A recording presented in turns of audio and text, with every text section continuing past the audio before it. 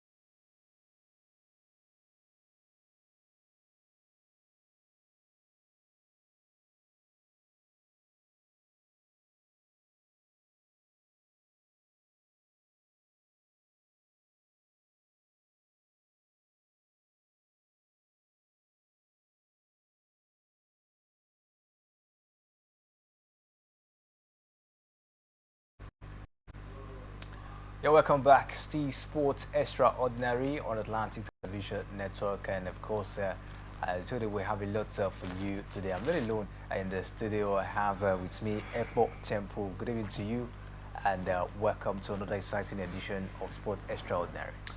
Kingsley, always a beautiful evening to come talk sports. All right, let's take a look at the National Sport Festival. We told you that preparation is in top gear. So many states they've been preparing. And this time, the executive chairman of Edo State Sports Commission, Desmond Ena Ebu Lele, has called for the harnessing of the power of sport to unite youth and build a future filled with opportunities. He stated this on Tuesday in Benin while declaring open the South-South zonal elimination for ball games ahead of the National Sport Festival from May 16th to 30th in Ogun State. Now, Lele noted that sport had always been a powerful tool for unity, discipline, and empowerment, describing the zonal elimination games as a crucial stage to the journey to the National Sport Festival. In his remarks, the zonal coordinator for National Sport Commission, Peter Njoku, gave the number of participating athletes to be 688, 310 males and 378 females competing in the various states. He expressed confidence athletes from the South would emerge winners of the events. Athletes from the 6 states of the South Zone, namely Edo, Delta, Bayelsa, Rivers, Akwa Ibom, and Cross River, are participating in the elimination as well. Let's talk about the National Sport Festival. You talk about the director of sports down there in those states saying that the National Sport Festival is actually a platform where, a platform that can bring, unity among the youths. Take a look at it, since we started hosting the National Sports Festival, has it really bring that, unity among youths in the country? Yeah, if you look at the demographics, okay, look at the number of youths we have and those in sports, you think that, yeah, if you look at the youth that are participating in sports, you think that when it comes to sporting activities like National Sports Festival, you can barely say, you can say yes, yeah, the possibility is there, okay, because it's even maybe let's say 30% of the youth we have in sports, and out of that 30%, you can now say, okay, whenever they go for these games, there seems to be one purpose, even if they are competing for their different states, but they have one thing in common.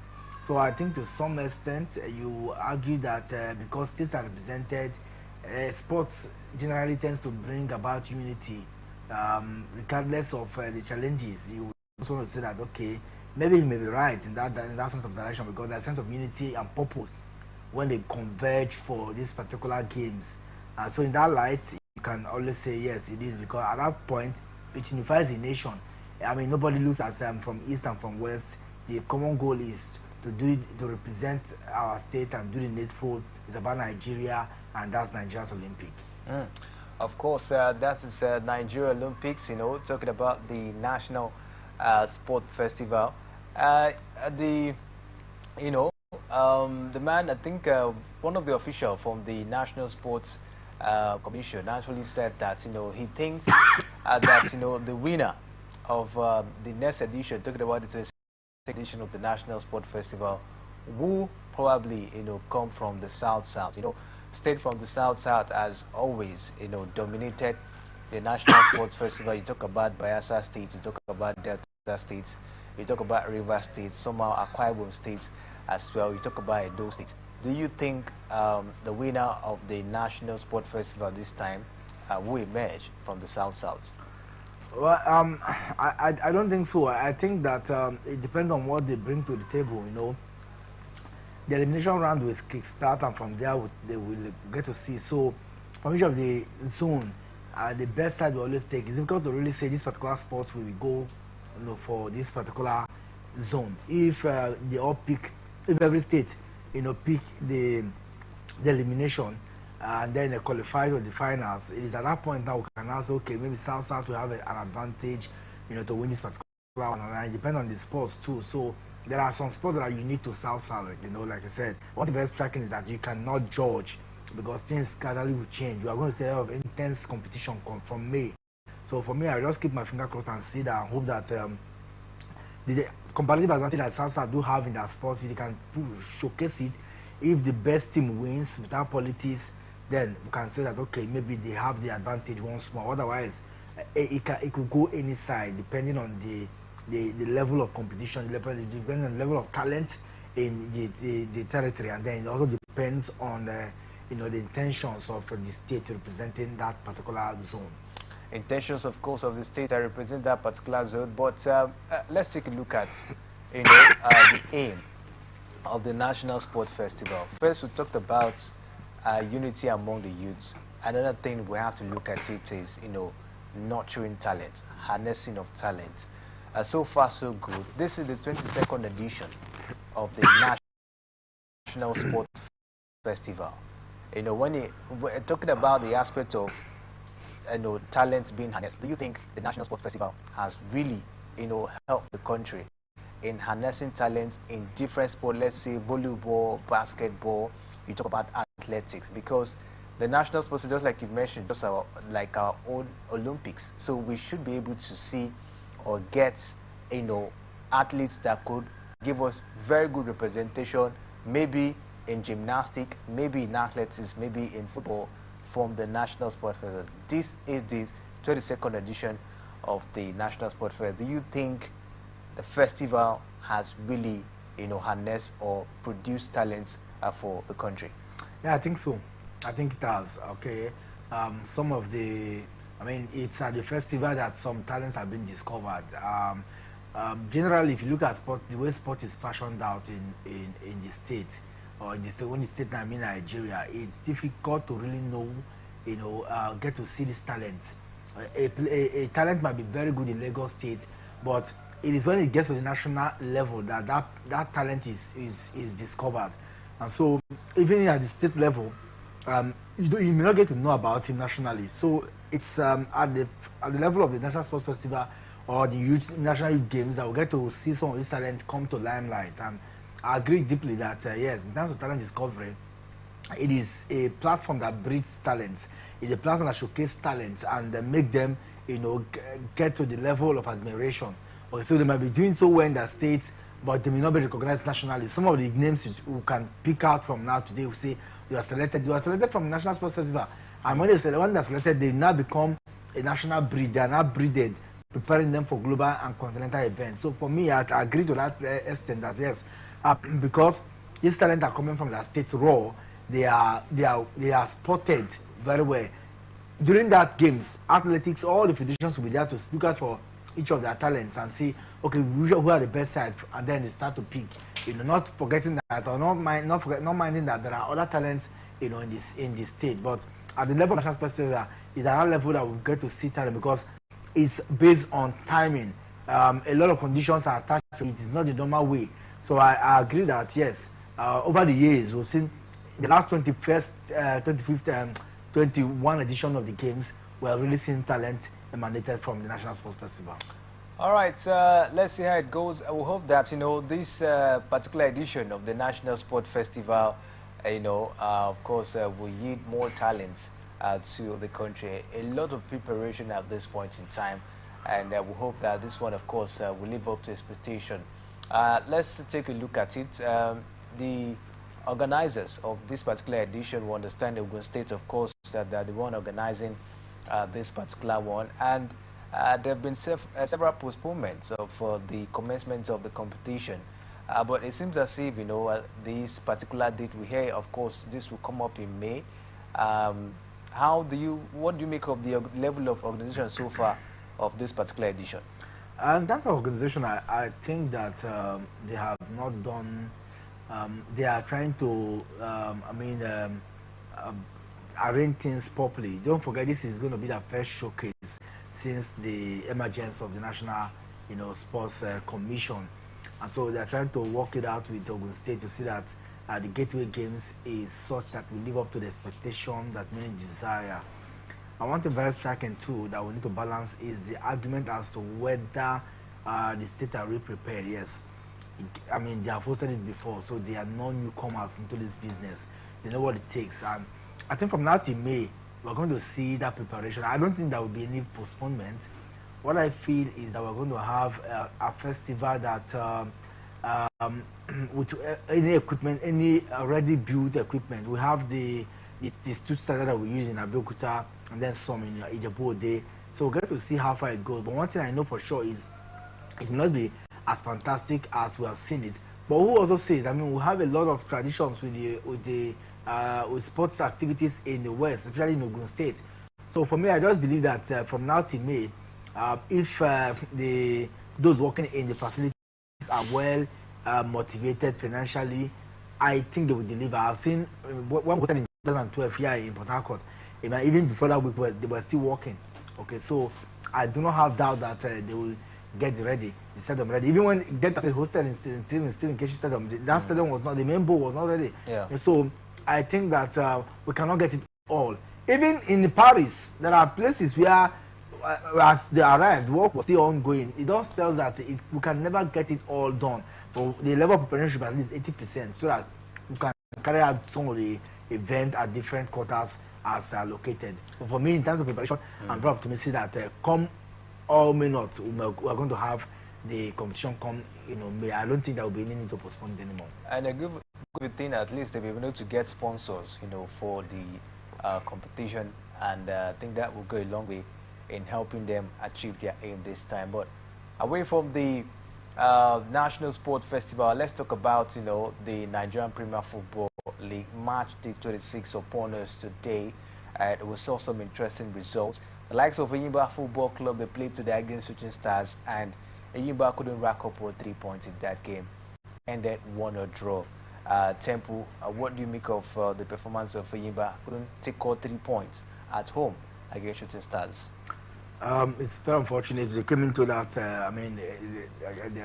It took them some time to restore parity in that encounter. I think that the battle continues for them, but you won't be surprised if you judge Enyimba by what you know Enyimba for. You may get it all wrong. This season they have been very abysmal. We've seen time when they've been lost at home, so I knew that it would be a very punch encounter playing against Stress are in the top 3, and so I expect that they're going to pull a stunt in that particular encounter. They came not to draw that game. They came to win Enyimba at home, because you know Enyimba's condition right now. Everything feels that they can even get maximum point from them, but I just think that Guma needs to really look into the team properly, because the players he has, this is not the kind of player that Enyimba have had. It's not the way they crashed out from the Champions League, I mean from the Convention Cup. And I think that it continues from there. We thought it was a one-off thing, but we have seen that there is an endemic problem in the side that needs to be resolved. If that is done, then we can start thinking about Enyimba competing highly for the title, and maybe not this season, but I just hope that the way they are going about things will not drag them backward, but rather forward. You talk about the problem. What could really be the problem at this point in time? Because we need to judge. But after then, since Finidi left, it has been up and down for Enyimba Football Club. What is really the problem? Is it the coaches that are available not being good enough, the players, or probably the management? I think that if you look at the Enyimba, we know Enyimba have played 26 games and won just 8 games. They've lost 7, and they've drawn a lot of games this season. Very poor record. That very poor record. That tells you how they all started. They started poorly. No disrespect to the former coach, but I think that his rookie activities did not help the team. And for Stanley Guma, just coming into a side where damage has been done, trying to repair the damage, and it's not going to be easy, because this season we have seen how the fixture alone does not even make it easy. You play a big team today, you see a team who is fighting for relegation, you battle them. So the fixtures are not easy. No team is a snuff in the MPFL these days, unlike before, where you can say, okay, you can travel away from home, you can do the magic. During the days of Anyansago, a lot of magic were done, and somehow Enyimba will have a force. Do they have the talent? I don't think Enyimba have the best talent in the league, and that means Kano and his team needs to go back. They've gotten that status of getting the best legs. No, they have the status of getting the best leg. They have the financial part too. They do, but it depends on the priority. And when you are not in charge of the transfers, it's difficult for you to change the narrative, because the players that the former coach got was players that he felt will work for him, and those players may not be at the level of winning the league with a certain side. Like someone like Goma will not go into that one here. I talked about the challenges. Their problem is goal scoring. They cannot score goals, and every season, the last 10 or 1 decade, Enyimba Football Club have a top striker who always banging the goals, and this season looks like that is missing, and that's part of the challenge they have. And then the leaky defense too. So I think that Enyimba needs to diversify their strategy and make it more flexible for results to come in. Let's just say it goes, of course, for Enyimba Football Club. The struggle continues for them. They have to, they drew today against Shooting Stars at the Aba Stadium. Not a very good result. Not the kind of results Enyimba fans, expected at this point in time. And we saw another interesting encounter. It was a draw between Heartland FC and Academy Warriors. Heartland played goalless against Academy Warriors at home. Temple. It's a good result for Academy Warriors. Okay, Academy Warriors themselves they are seated within the top 10. But then Heartland also, with what we have seen recent time with the team, you think that the Ice International is doing a good job. But ordinarily they should win this particular one. I mean, he needs to win it with hands down. They won it, maybe they would have gone further, maybe get to 11th position. But clearly they have to wait again. And so it's when you're at home, the struggle is just that to win games. And if you don't get to win that game, the pressure is just massive. But I also think that it's an evenly tied encounter. Imama Amapakabo and his men, of course, were able to get 1 point away from home against Kwara United. Abia Warriors, of course, doing so well this season. Yeah, Abia Warriors, they are just, I think that 10 points, behind the league is, and that's the Remo Stars. And with games like this, when you were able to pick, 1 point away from home, it tells you how good they have been. Everyone has been able to decipher the challenge of the side and try to push them higher. They are fourth on the table. They have won, 12 games so far this season, and they have. It tells you how far. Yes, they might have lost for 10 games and drew 4, but notwithstanding, they have been very consistent in getting results. It's difficult to get to see them lose, consecutive bounce. And I think that's one area. And when you come to the home, they try their best to also get results from you. And so I think it's been a two-way thing for Mama. It's just working out. I hope that this continue. Their target will be to pick a continental slot. Can they? Well, at this point, after March the 26th, it's still difficult because a lot of things will happen from now to March the 30th. But I tell you, the way they're going, the conference is gradually growing. While one team, of course, is struggling in Abia State, another is doing so well. Talking about Abia Warriors, trying as much as they can, of course, to put the states on the map, especially on the continent. And we'll see how this, of course, will end for them. Let's just take a look at another interesting fixture today. Plateau United compound the woes of Bayelsa United. They beat them 1-0. Ladamboso still struggling, of course, with Bayelsa United. We hope, of course, he'll be able to recover because the team did not gotten it right so far this season. We saw another heavy blow this time for league leaders, Remo Stars. It ended 1-0 in favor of Nasra United. Remo Stars, of course, losing away from home this time. Yeah, Little Yusuf scored that goal, and that was the decider. It's been a long time. You get to see them lose against a threatened, a relegation threatening team like Nasarawa United. I think that a lot of things. It's the motivation is fear of being relegated for Nasarawa United. Yeah, and apart from that, when you have somebody who has been part of the team elected or nominated, and then how do you call it? The commissioner, we know that Danladi has been part of the team. That alone will motivate the boys. You do not know what he has told the boys going to this particular one. This is the first game after he was sworn in as commissioner. So a lot will just be there. And I think that Remo Stars would have knocked on that door. But somehow the boys were just resilient today. Don't forget too that they got, the motivation to also go higher. Let's see. They're not playing in their home ground. Lafayette Stadium is where they're playing their games. I just want to believe that those motivations would have been it's 1-0, and 1-0, anything could have happened. But they were lucky today to run away with that victory. The struggle continues for Lobby Stars after the departure of Daniel Amokachi. They lost today against Niger Tornadoes 2-0.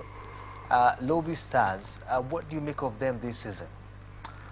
For Lobby Stars, I think that if they do not go for relegation, then they will be very lucky. At the time Daniel Amokachi resigned, I had expected that resignation even more. Earlier than the time he resigned, because a lot isn't going for that side anymore. And they're not telling themselves the truth. The management has been very poor.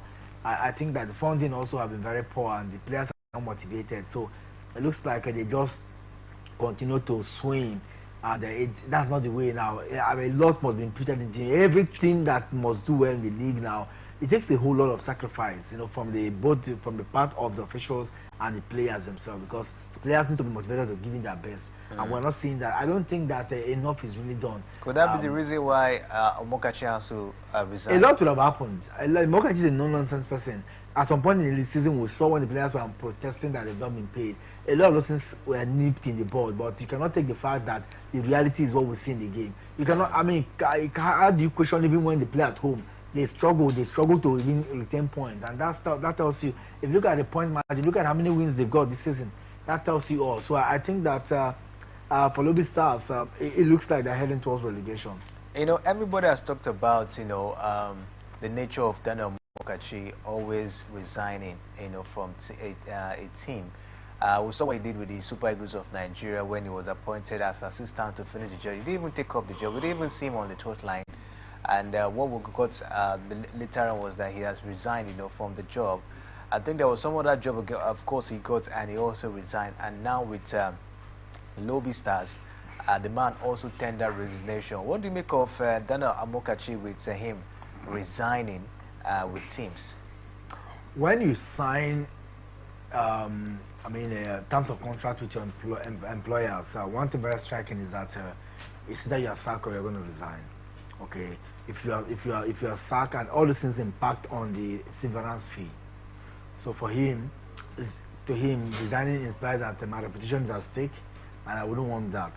Okay, I cannot work with this set of persons because they are not, they do not have the same, they do not share the same aspirations with me.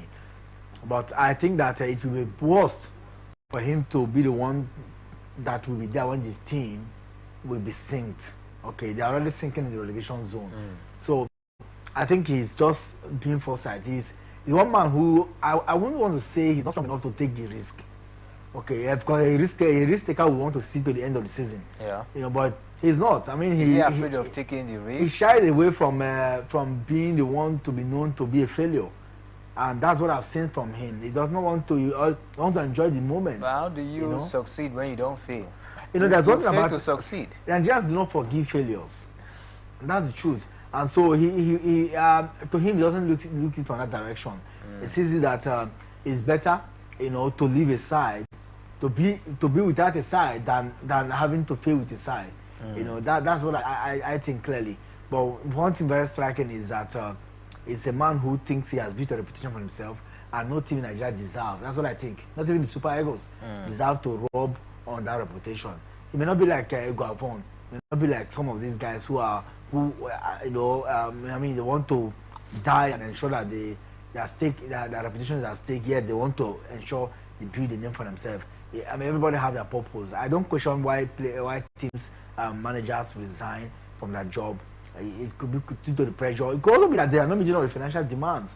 Lobby Stars, a lot of things are happening there, and like I said, maybe when we get him on one of these days, we'll be able to ask more questions about it. After a day that the chairman of the side was appointed commissioner, talking about Akwa United, they lost today to Kano Pillars by 1 goal to 0. Eda Basi, chairman of Akwa United, now commissioner of sport for Akwa Ibom State. Akwa United still struggling under Kennedy Boboye. How do they salvage this poor situation? Rabi Ali masterminded that particular goal. It was the penalty in the 83rd minute of that game, and I think that if you are playing at the Sana Bata Stadium, the crowd intimidation is always there. For this game to have ended this way, it was a penalty that differentiated the side. It tells you that Akwa United would have done a lot. Trust me on this one. They would have done a lot. They would have played to get to their best. Don't forget it's Kennedy Boboye, one man who knows what it takes to win the league. Yeah. My talent is not about what they play. When they even play more better than when they play at home. And I think that the effect of the commissioner will start showcasing the next couple of weeks. I don't think it's about now, but I think that we'll get to see how far it goes from there. Would that spur them to success? First thing first is tell themselves the truth. We need to pull ourselves out. We have barely a few games to go, and then we need to start winning now. All our home games, declare it an operation must win, and then see how far you can go away from one, pick vital points. But it's difficult to play against Kano Pillars. Kano Pillars themselves, they have not been, in the continent for a very long time. They themselves also want to maybe pick a contender slot, and that's why it's difficult to say what happens. Maybe the motivations, I'm sure they will really regret it, because when you play to 93rd minute, to 83rd minute, and then you lose the game, it can be very, very painful. There's no news if Eda Basi will still double as the chairman of the team now that he has not been made commissioner. You think he should take up the two jobs, or maybe they should look for another chairman? It will be very greedy of him to take up the two job. I've seen when teams are under the office of the governor, like in the case of Rivers United and Jesomike. Okay, say he's under the office, but that was not that they still have a team manager, they still have a commissioner. So the job of a commissioner is different. It's way. The responsibility is massive. If you don't want to politic, if you want to really do your work. So I think that they will have to get somebody, a loyalist in this case, who will listen to his directive and act as he wants. Because at this point now, he's the one dishing out, directive, and I just want to believe that he will get somebody who will obey what he says, do the needful for the. There used to be a time when Aqua United were flying on air in the Ibom air. Just maybe we'll get to see them go back to that level, depending on the economic strength of the state. All right, at this point, we'll take a break, and when we'll come back from this break, we'll bring you the latest evolving around the beautiful world of sports. Stay with us, we'll be right back.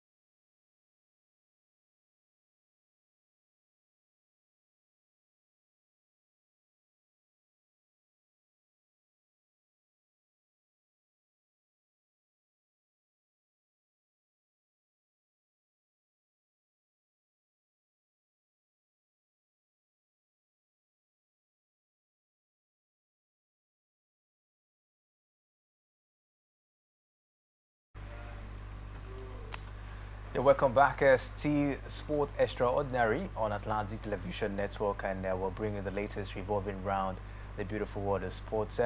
Before we stay away from the Nigerian Premier Football League, we understand, of course, that the Enugu Rangers were able to beat Social Stars 3-0 today, and of course, that was a very impressive result for them. Away from that, Super Eagles captain William Trusekong is battling with injury ahead of the team's upcoming 2026 FIFA World Cup qualifiers against Rwanda and Zimbabwe. Trusekong has missed his Saudi club Khulud's last 2 league games due to muscle injury. Khulud are yet to release a report on his health status. Head coach Eric will be hopeful he recovers in time from the injury. Already, Simi Ajayi, Fisayo Dele Bashiru, and Rafael Yedika are already injured and doubtful for the qualifiers. And Nigeria will face Rwanda in Kigali on Friday, March 31st, and host Zimbabwe 4 days later. Injury worries for the Super Eagles of Nigeria: Rafael Yedika, Fisayo Dele Bashiru, and now William Trusekong. What do you make of this one ahead of the World Cup qualifiers for Eric Chell and his men? Terrible, terrible. I think that this shouldn't be happening, but you cannot predict when injuries will come. I also believe that if they are not minor injury and they miss out from the competition, it will not be a good one, because we have seen that it takes a blend of experience for you to get something, from this team. They are going to play against the Mabubis of Rwanda, and then play against the Warriors of Zimbabwe.